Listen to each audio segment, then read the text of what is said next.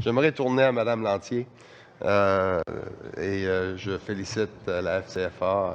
J'ai une longue expérience en langues officielles et en francophone en situation minoritaire.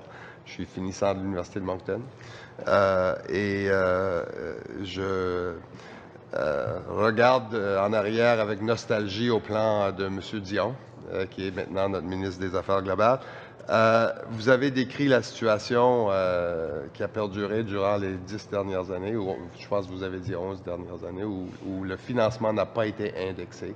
Quel a été l'impact de cette, parlons de coupure, durant ces années-là sur les francophones en situation minoritaire? Bien, je pense que ça dépend des milieux. Alors, il y a des endroits en ce moment où il y a des organismes communautaires qui ferment leurs portes, faute d'être capables de payer leur personnel avec les ressources qu'ils ont.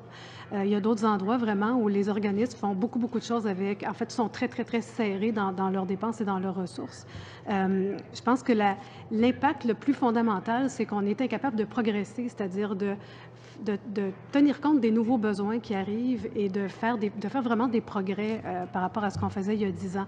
Donc, beaucoup de besoins de surplus des gens. Quand on parle, par exemple, d'immigration francophone, quand on parle de besoins en petite enfance, quand on parle de besoins dans nos écoles, où est-ce qu'il y a de plus en plus de gens qui s'inscrivent dans les écoles françaises, dans nos communautés, il y a des nouvelles écoles.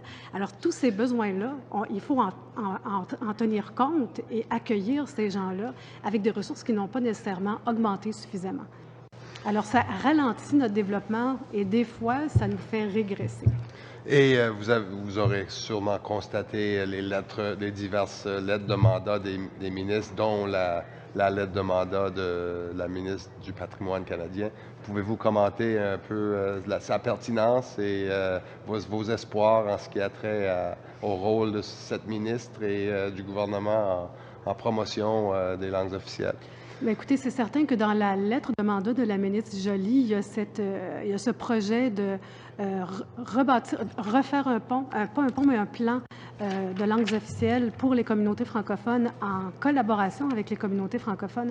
Alors, c'est quelque chose qu'on voit de bon œil parce que ça nous donnerait la possibilité de faire, je pense, le bilan de ce qu'on a accompli, d'où on est rendu et de rediscuter des besoins tels qu'ils sont maintenant pour qu'un prochain plan réponde aux besoins des communautés.